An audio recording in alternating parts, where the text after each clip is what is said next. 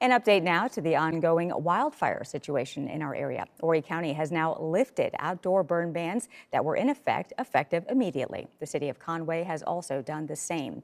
If you plan to burn outside, though, you still need to call the Forestry Commission ahead of time. And with all the recent rain that we've seen, the Covington Drive wildfire in Carolina Forest has reached 93% containment. The State Forestry Commission and firefighters with Horry County Fire Rescue will continue to patrol and monitor the fire.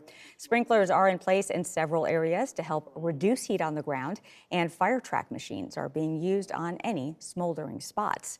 And the woman who authorities say started the Covington Drive fire is Alexandra Bialuso. Bialuso was charged with negligently allowing fire to spread to the lands of another and a regulation of a fire violation, and was arrested on March 6th, just a few days after the wildfire ignited. She is now out of jail on bond.